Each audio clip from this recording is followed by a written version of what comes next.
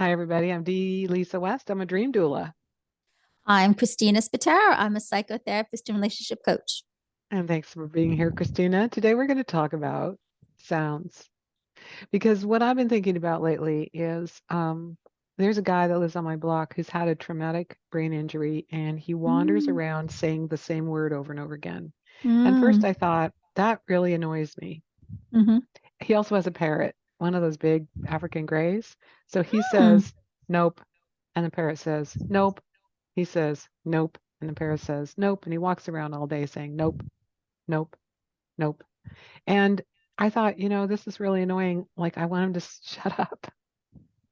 But the other day I was doing this Kundalini yoga Mm, where you move your arms. And one part of it is you mm-hmm, do this and you say, I think, the Sanskrit word for God, which is Hud, Hud, mm-hmm, mm-hmm. Hud, Hud, Hud. And as I was saying that, I thought, it's kind of like my neighbor saying, nope, nope, nope, nope. So now I'm going to think that he's just out there chanting his own special words for God. Oh, I like that. And who's to say he isn't in a blissed out state? I mean, I think he's having a terrible life because he's got a brain injury and all he can do Mm-hmm, is say the same word over and over again. Maybe he's blissed out and he's connected to mm. source and he's just saying a word over and over again and he's in that blissful, meditative, beautiful state.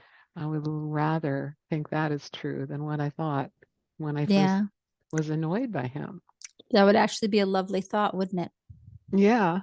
I Well, like and that. and part of what you and I both do with our people is to help them change their thoughts, Mm-hmm, absolutely. right? And then we're thinking about sounds. And so Mm-hmm, there's two things, things, disorders, orders, I don't know. Everybody knows that there are certain sounds that annoy them. mm-hmm, Here's a list from 2018 of the sounds, the 10 most hated sounds.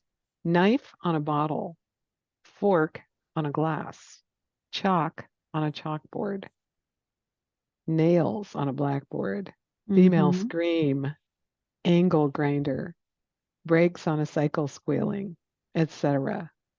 So we all know that there are some sounds that are just mm-hmm, really like, ugh.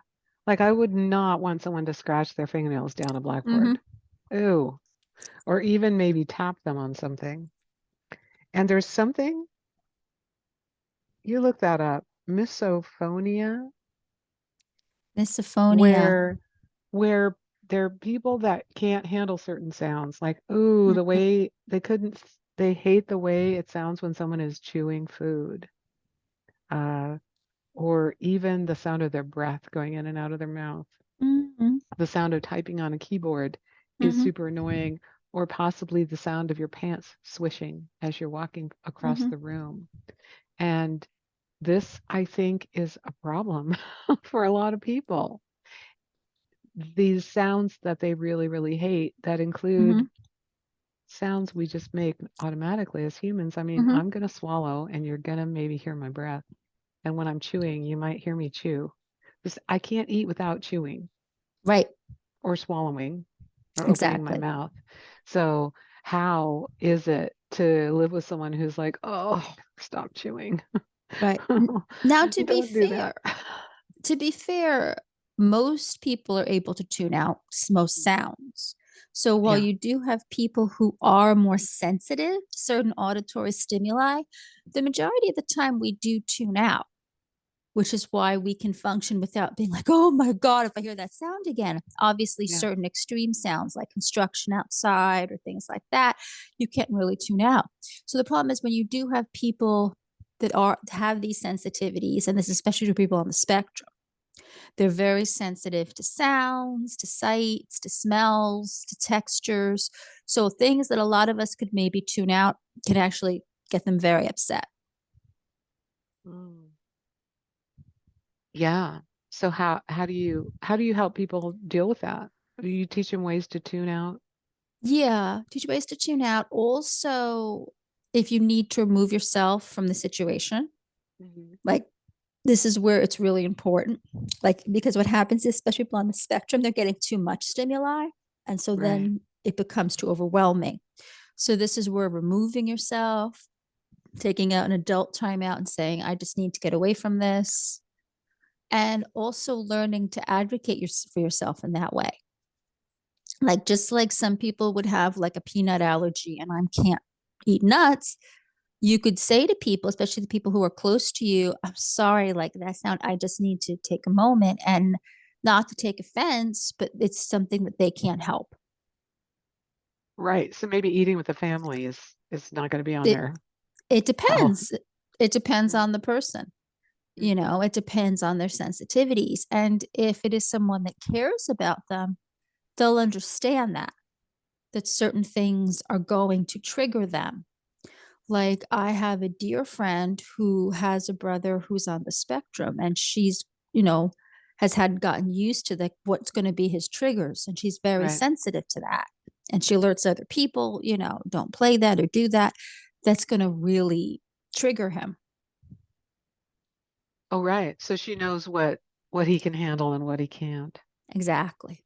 Mm. Because everybody, Yeah, even among people who have the sensitivities, everybody's level of sensitivity is different. true. I mean, even if you are a person who doesn't have misophonia, there are certain things that are annoying to listen to. Yeah. Like, for example, there's an airplane around and around and around your Mm-hmm. neighborhood, or there's a helicopter. You live in the city, there's sirens and trucks Oh, and sure. people yelling. I Mm-hmm. used to live on this corner in Seattle right next to the fire station. So Mm. I didn't hear I mean, they were pretty respectful when they left the Mm-hmm. fire station, knowing that lots of people lived around there. They Mm-hmm. turned on the sirens a block or two away. But when they came back down the road, those fire trucks have very strong engines and they're loud. Oh, yeah. And so it's like, "Rrrr."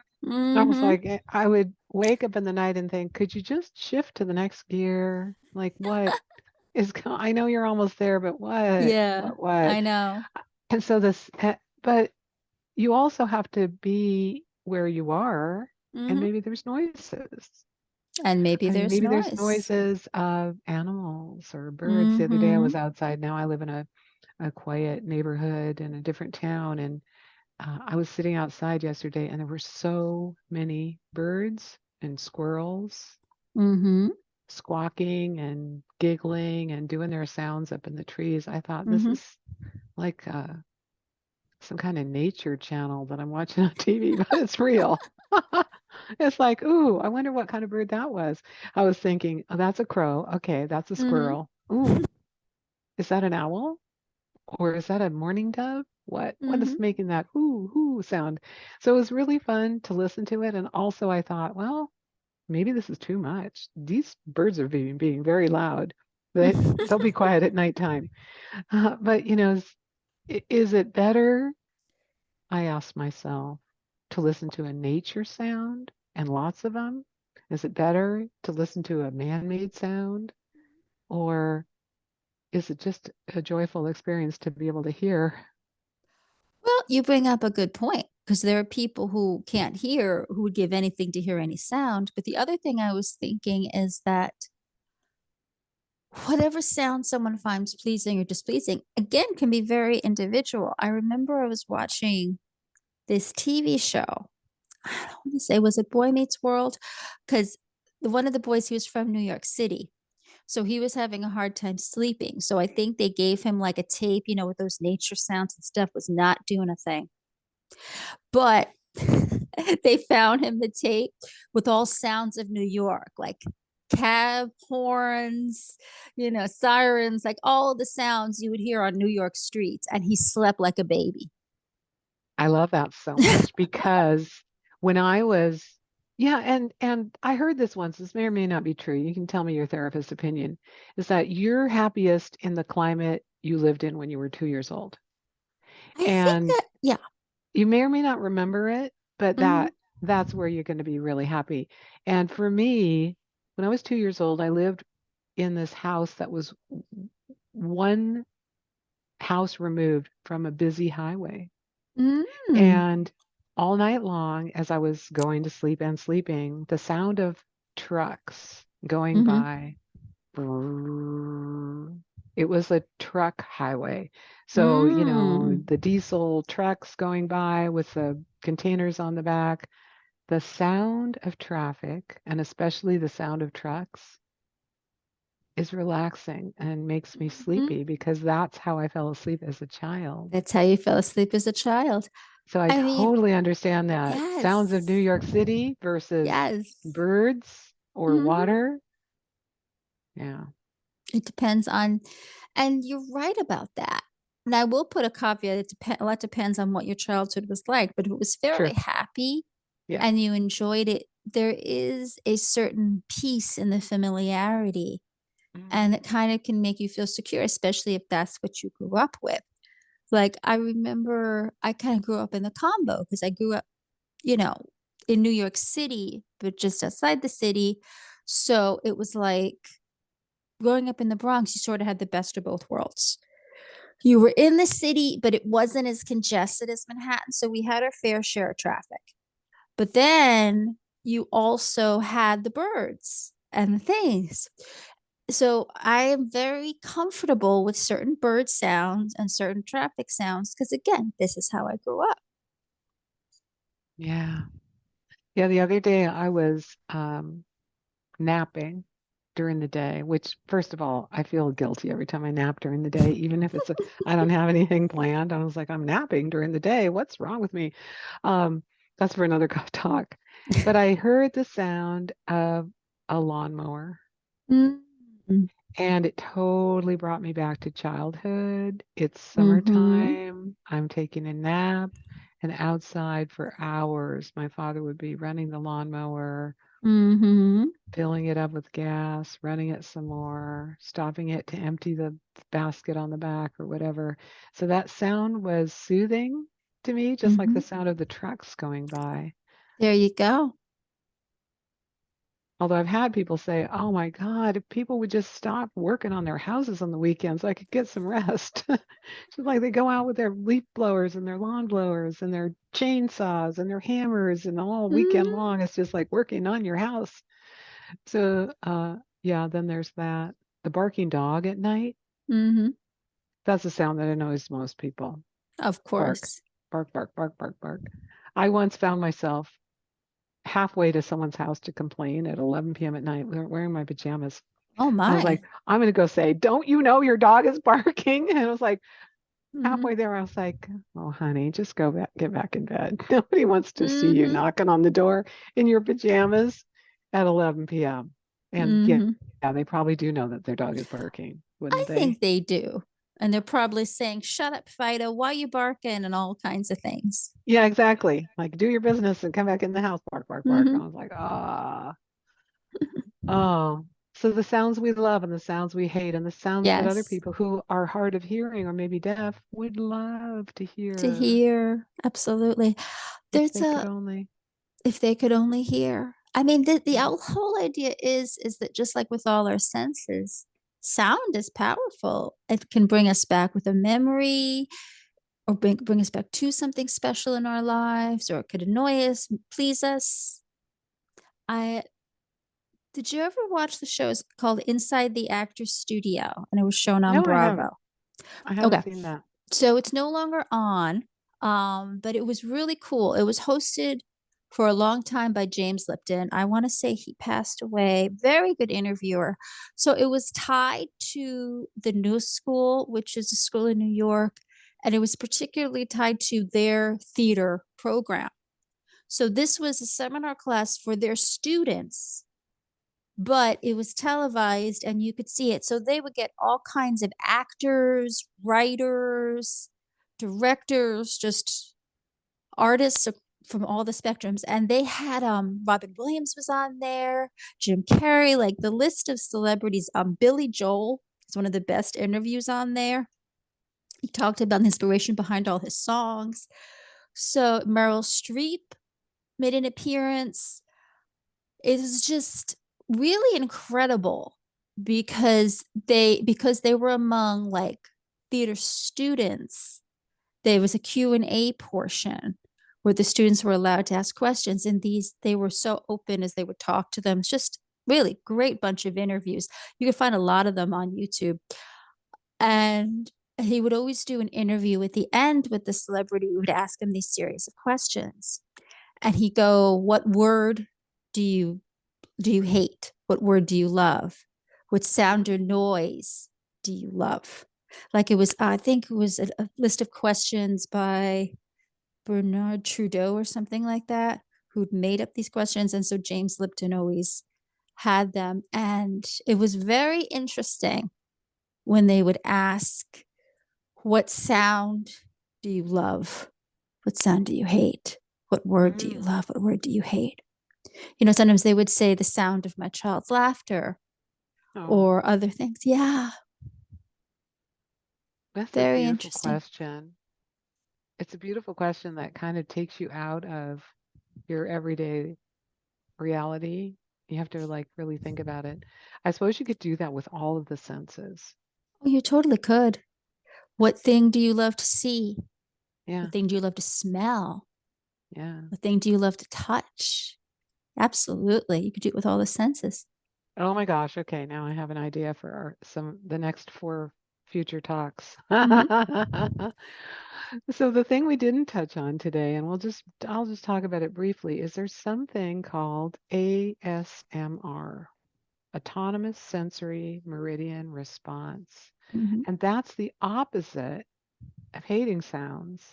It's loving a sound so much that it gives you a thrill. It gives you those goosebumps. You can kind of feel an excitement run down your spine or in Mm-hmm. your body. And I've been fascinated with it because I'm like, what? I don't understand that. I could understand how you could get a sensation.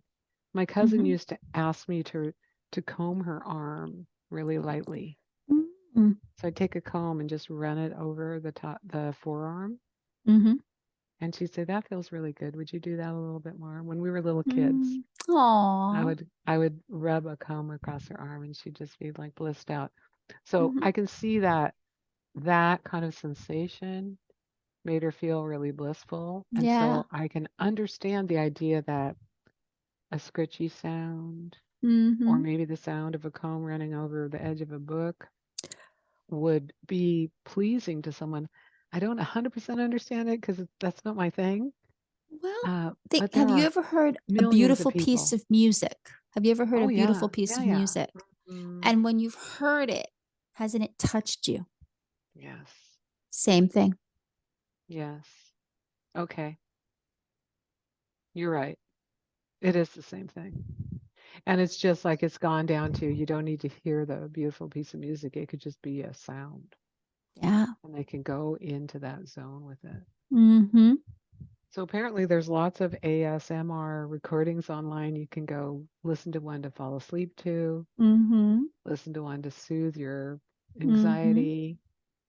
And what an interesting idea that Yeah. sounds can annoy us, sounds can soothe us, Yes. sounds can take us back to a childhood memory, Yes. or sounds can frighten us as That's well. true. Oh, they use that for horror movies all the time, right? The music, the sudden chord change in the music, getting you nervous, or you just hear the screeching. Yeah, or suddenly everything's quiet and then boom, a Yeah, really loud sound. absolutely. The power Yeah. of sound. Mm. It was interesting because remember, there was a time movies were silent, like a long time ago, way before our time, but then sound was introduced. So the interesting thing was how in those early pictures that use sounds, how they would use the sound, like Charlie Chaplin. Famously, he was king of the silent movie era. But then when sounds came in, when I saw the movie Chaplin with Robert Downey Jr. and talked about Charlie Chaplin's life, very interesting character. There was a scene there where he's trying to figure out how to bring sound into his silent movie. And then he has this idea because his character is the female character is blind, but she needs to believe that his character of the tramp is rich. So then he has this idea because she can't see, but she could hear. He's now going to use this new thing called sound and make the sound of a car door. So she would think that he came out of a limo. Ooh, I love it. Wow. Charlie Chaplin. Yeah, that must have been quite an era when they went from no sound pictures to sound pictures. Yeah. I mean, that's the whole premise of the movie Singing in the Rain. Right. That's the whole premise of it. It's played for laughs and music and really fun film. But the whole premise is the going from silent to talkie and how you Right. play with sound. Ah, So we got a couple of movies here today. We got we Chaplin with did. Robert Downey Jr. and you've got Singing in the Rain. Classic movie. You have to see it. Great music, super funny. Gene Kelly, Donald O'Connor, and Debbie Reynolds. Plus great dancing, like one of the most Oh, famous dance scenes ever. oh my gosh. One of the most famous dance scenes ever. And even if you, and then the scene with Donald Connor, like literally is dancing with this like dummy. So funny. The physical comedy on that, make them laugh. Mm. Super funny. Oh, great. Well, you always bring a movie, so thank you very much. And it Welcome. was wonderful talking about sounds while we're doing this podcast, which is about sounds that you can listen to. You can watch Exactly. us on the YouTube, but you can only listen to us on the other things. There you go. Yeah. So thanks for listening and please Thanks like it for and share listening. it if you're one of our people. That helps us out. Yep.